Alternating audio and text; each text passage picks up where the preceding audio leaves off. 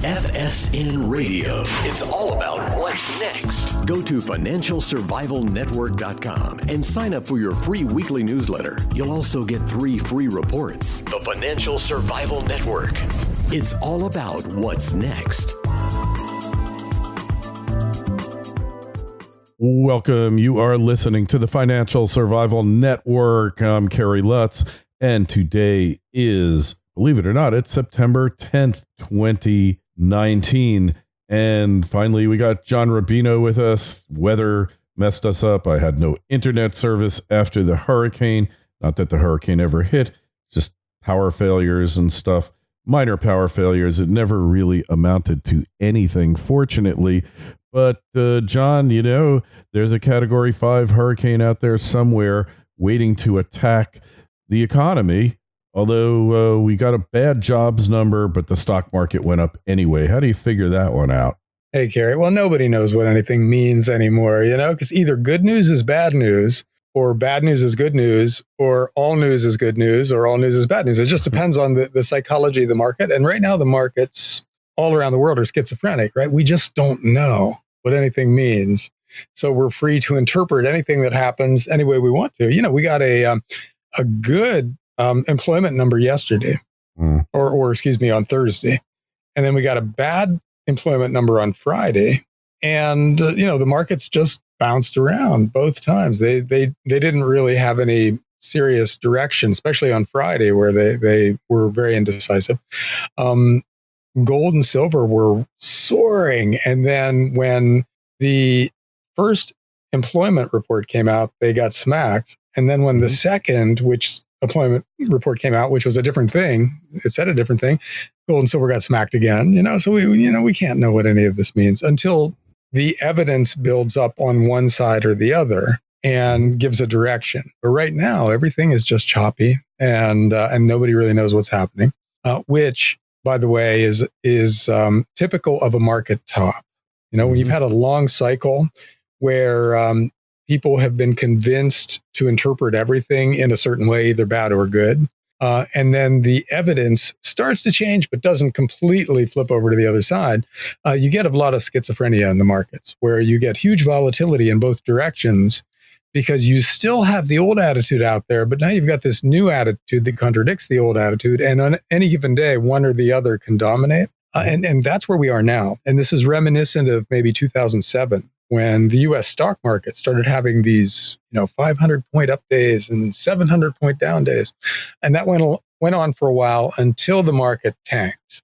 Now, there's no guarantee that tanking is the immediate result of this volatility, because we've got a lot of potentially positive news out there, right? They could solve the trade war. And that's part of the volatility right now, is that Wait, Trump when was there a trade war? Came out and said they're going to restart talks. In October. They're going to restart it, right? Yeah, who knows? I mean, they're going to talk. That's a lifetime away, John. Next month. Yeah. But that got the market all excited, because that was a piece of news that pointed to the resolution of one of the big things that's making everybody crazy. Mm-hmm. And Trump is a master of this. He just throws these things out. When the market starts doing something he doesn't like, he says something. He doesn't actually do anything. He just says something, and it dominates the news cycle because, the conservative press wants to follow him. Mm-hmm. The liberal press wants to make fun of him.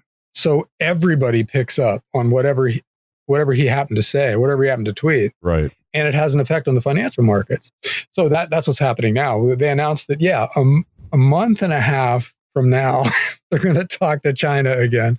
Yeah. And some unnamed source in the Chinese government said that there was going to be a breakthrough, and it could have been the janitor at one of the conference buildings near the outskirts of Beijing or something like that. We don't know who it was. John, but one thing I want to bring up, and I want to get your feedback on it, because I think it is so important to the whole dynamic of what's going on. Hong Kong, all right? They're at the edge or ready for insurrection. And, when there's a tyranny, the tyranny is in no more vulnerable position than when it starts making concessions.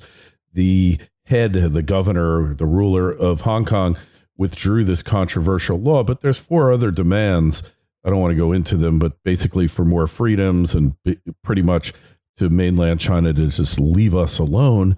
And, China, they're in the midst of the trade war with the U.S., and one false step in Hong Kong, and they're going to have a huge, huge problem on their hands, either from the EU and the rest of the world, or from further insurrection in Hong Kong. What's your take on the whole Hong Kong picture?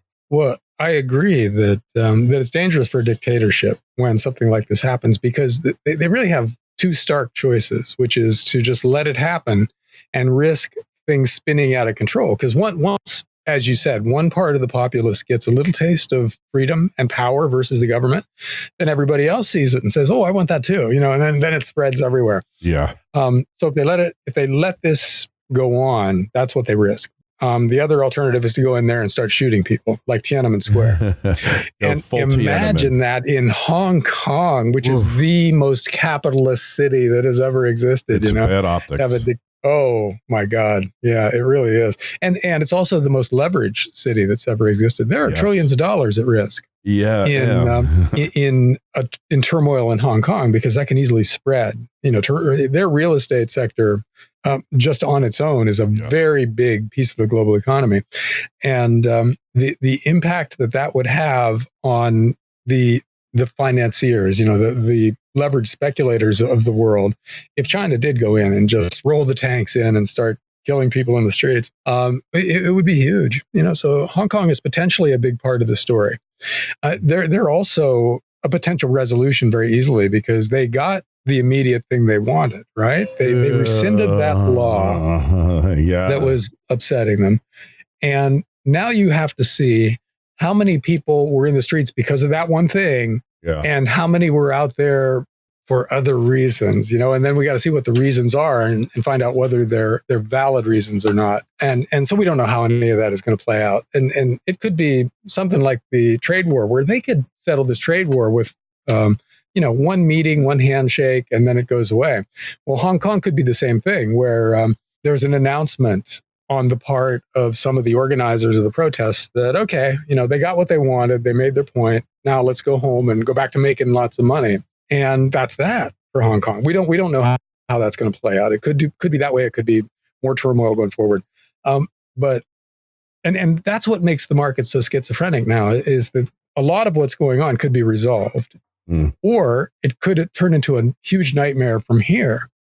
And we don't know. There's no way to know how any of this plays out.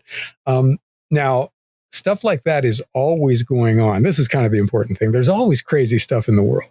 But when we're feeling rock solid in the other aspects of our lives, we tend to put that stuff on the back burner. It's background noise. We don't really pay it that much attention. Stocks went up during the Vietnam War, for instance. And there are millions of other examples out there of crazy stuff going on in the world, and the financial markets behaving completely normally throughout most of it. So this could be another one of those times, or these things could, they look like gray swans right now, things that aren't going to blow up the world, but by God, they could cause a lot of trouble. But you take 3 or 4 of them together and have them all blow up at the same time, and you've got a big global problem. Yes, you do. And as we get more financially fragile, as we take on more debt, it gets harder and harder to ignore other problems. If your finances are increasingly fragile, then the things going on around you that are mildly threatening become more threatening. And that's the world we're heading into, where something like Hong Kong, or what's going on in the Middle East, or what's going on in Latin America, or all the fracking bankruptcies that are headed our way in the U.S., any of these things could spook the markets in a way that they wouldn't in normal times. So that's what happens with too much debt, and that's where we are. Yeah, these, these, what would you call it? These black swans have been out there, and they're like getting ready to crash into each other, right? I mean, a little bit scary there, huh? Yeah, well, the more money you borrow, the more potential crises you create. So the more black swans are born in that kind of world. And we're right at the end of the longest credit bubble in history. Oh yeah. So let a few of these. Well, we're creating lots of black swans. So let a few of them blow up, and then the tone of the market will change completely. Everything will go from all news is good news to all news is bad news. So it won't matter what the government says or does. See, that's the phase change. When we lose faith in the big systems, and it doesn't matter what Trump tweets. It doesn't matter what free stuff President Bernie Sanders gives us. Mm-hmm. It doesn't matter that Russia and China do a photo op where they're shaking hands and they're best buddies and they're building infrastructure projects all over that part of the world. None of that matters to the financial markets. All that matters is that they're depressed and they're scared. So whatever they see, they interpret in a way that is most threatening, and they act accordingly. That was 2008, 2009, right? Didn't matter what the government said. Stocks were going to tank, and real estate was going to tank. And we've had a really long bull market in most financial asset prices since that time. So we've created the conditions in which people can be very easily spooked. And here we are. Here we are. And, it all leads to, where are we heading? Well, we know we're in a precious metals bull market, right? And this has been fun, hasn't it? Yeah. We see even the juniors are starting to move. Past 2 days, gold was slammed. Juniors barely budged. That is highly bullish. So you got to wonder, how much more of this before it really starts going. We're just a hair's breadth away from $1,600 gold and $20, $21 silver, right? We're really getting close. Yeah, and gold is at record levels in most of the rest of the world. So we were already in a raging bull market for precious metals in, for instance, Japan or Great Britain. In Japan, gold is at record high levels. So to the rest of the world, that's already started. And to us, it's getting going. I mean, $1,600 an ounce is not that far from 1,900 and change, which is the peak of the gold market as priced in dollars. Yeah. So we could easily, with another couple of months like the last couple, be at record precious metals or gold prices in the U.S., which would be great for the miners and everything, but it would just light a fire under silver. That's where the action would happen, because silver is a long, long way from its record high of 1979. Yes. Right? Well, yeah, $50 an ounce. And we're at what, 18 or 19 right now in silver? Yeah. So silver could double from here and still be off its all-time high. Whereas if gold doubled from here, its all-time high previously would be so far in the rearview mirror that we wouldn't even be talking about it. And people will look at that and go, wow, I have to pay how much for a single ounce of gold? But I can get all these ounces of silver for that same money. Plus silver is super cheap relative, blah, blah, blah. The story is going to get really, really compelling at some point in this process. And silver has already outperformed gold in the past couple of months. And by the way, it's outperformed almost everything else. I'm not sure of any other asset class that's done better than precious metals in general and silver in particular. Yeah, and lately. And not just lately, but if you go back to 2000, so we're looking at almost 20 years of investment returns. The fact is that the gold has gone up 500%. I think silver is, over that, like 700, but I wouldn't swear to it. Don't quote me on it.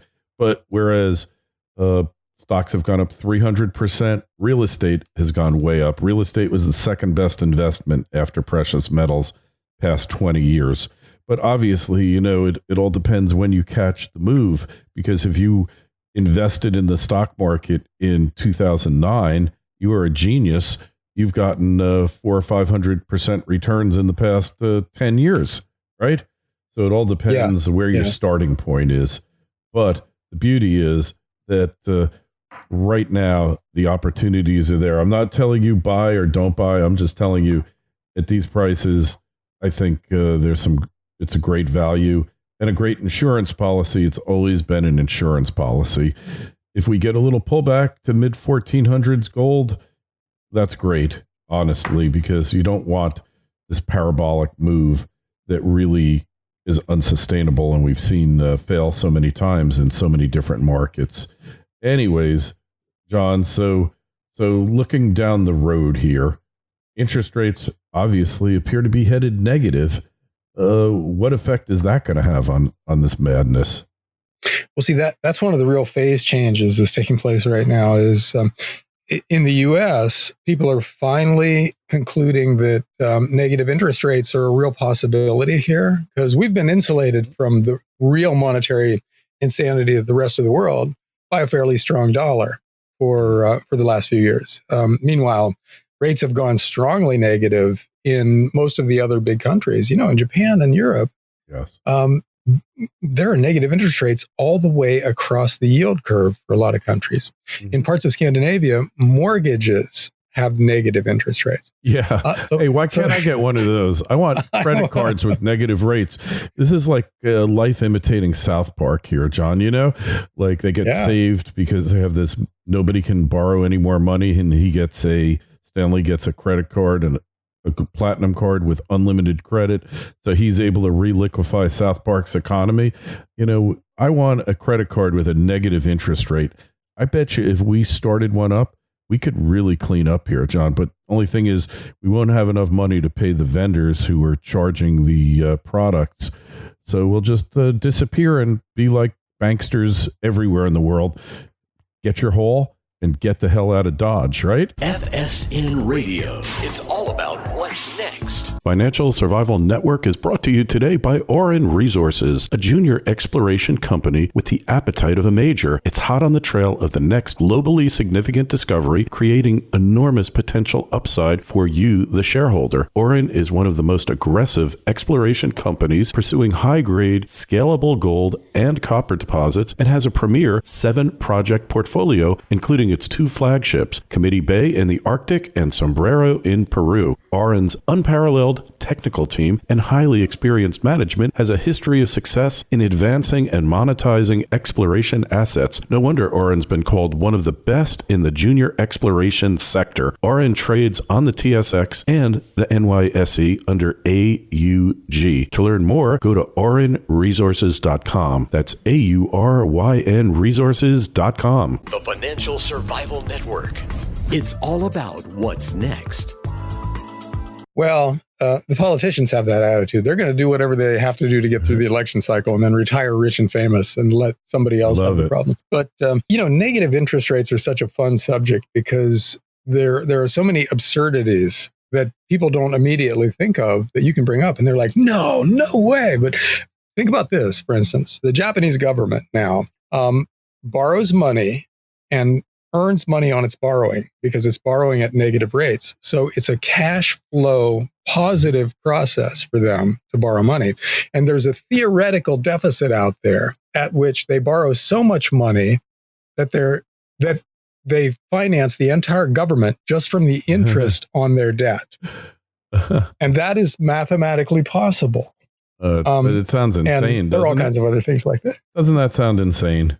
Well, it wasn't until very recently the economists talked about a thing called the zero bound, which was zero, and that was the place where interest rates couldn't go any further because it distorted the financial markets in such bizarre ways that the cure would be worse than the disease if you pushed interest rates below that level. Yeah. And then rates went below that level, and now they talk about the effective lower bound, which is this hypothetical number that you can't go below. And we're going to find that out too. We're going to find the effective lower bound of interest rates pretty soon. But anyhow, yes, we are. The point of all this is that the markets have concluded that it's probably coming, that this is actually going to happen. And that's changing the way they look at a lot of things. For instance, with bonds, people are buying long-term treasury bonds that yield, 1 or 2%, not for the yield, but for the capital gains that they're going to earn when interest rates go even lower, which forces the price of those bonds up. So they're thinking capital gains on their fixed income investments now. Yes, correct. And stocks yield more than treasury bonds now. So the buyers of large cap stocks are now thinking cash income. In other words, they're thinking they're going to collect the interest and make their money that way. And the stocks won't necessarily go up from here because they're already really richly valued. So that it's turning the financial market calculation of asset allocation on its head because now we think the bonds are the place to go for capital gains. And there's so many things like this. It's all crazy. This is madness, John. This is pure madness. There are negative yielding corporate bonds out there, including junk bonds in Europe. There are some negative yielding junk bonds in Europe, which by definition, I mean, junk is inherently risky. How can that be? How can that happen? How can it be? But it's true, you know. I'm a little confused. I'm confused by the whole thing, John. And what are you supposed to do in a crazy environment like this, where once stuff goes negative, it stands the whole investment thesis on its head, because you're supposed to be pursuing positive returns, or at least a return of all of your capital. You're not supposed to be giving money away for the privilege of storing your money someplace. You would be crazy not to go to gold and precious metals at that point, wouldn't you? Yeah, well, with a low yielding corporate bond or government bond, for instance, in other words, a financial instrument that pays you interest and is very safe. It's all about return of capital, not return on capital. In other words, you don't make a lot, but you're going to get your money back. That's a rock solid guarantee with, for instance, a short-term treasury bond. Mm-hmm. Now, push interest rates down into negative territory, and all of a sudden, you don't get your money back. You get some of your money back, or most of your money back, but you don't get it all back. So it's an investment that shrinks your capital over time. Now, unless you're absolutely terrified of what's going on in the world, that doesn't make much sense, especially, like you said, with gold and silver, you're guaranteed over long periods of time to get your money back. Remember, gold was $35 an ounce in the early 1970s. Then it was $200 and some an ounce in 2000. Mm-hmm. And now it's $1,500 or $1,600 an ounce, which means you've gotten more dollars back for an investment in gold during all of that time. And in that way, it has preserved your purchasing power. Right. You can't say that about dollars. The fact that gold has gone up relative to dollars means dollars have actually shrunk your purchasing power over time. So just cash under the mattress does not preserve capital, but gold and silver do, and real assets in general do. So as interest rates creep more and more towards zero and then negative numbers, the case for gold and silver gets stronger and stronger. They don't pay interest, but neither do negative yielding treasury bonds. And if gold costs you 1% a year to store in a super safe vault, and a treasury bond is costing you 1%, a negative 1% a year to keep in your Charles Schwab account or whatever, then the gold is obviously the better investment because it's going up in value relative to the dollars that your bond is denominated in. So yeah, you would think the precious metals would do amazingly well in a negative interest rate world. And look around the world, that's the case. As we talked about, gold at least, is at record levels in all of those negative interest rate countries. And that's not a surprise. That's exactly how it should play out. So it should also not be a surprise that gold has started to take off at the same time we've come to the conclusion here in the US that negative rates are coming our way. Yes. And it shouldn't be a surprise in the future if precious metals keep on doing well as interest rates go down from here. And then where this ends, that's the tricky part because we're still in relative stability here. This is normal life, except for the finance part of the world having weird numbers. But in most other ways, you look around and it's kind of like it always was. That'll change at some point as the finance part of the world gets crazier and crazier. It's going to bleed over into real life. Mm-hmm. And then that's the unpredictable part of this. But it won't be good. I mean, whatever happens in the future that flows from this crazy financial manipulation that we've got going on now will be bad, but it's hard now to say in what way it'll be bad. Which industries go bankrupt, who gets laid off, which pieces of the asset structure out there get crushed and which go up. That's all really hard to predict, except the realist of the real assets ought to do very well. But houses, that's a tricky one because they're financed assets. Yes. But they're also real assets. So, it's hard to know what a leveraged real asset does in crazy times. Well, but we have to talk about your own personal home as opposed to investment real estate, right? A big difference between the two, for sure. Well, yeah, those are two very different things, always, but more so going forward. Yeah. because your own house is a consumable.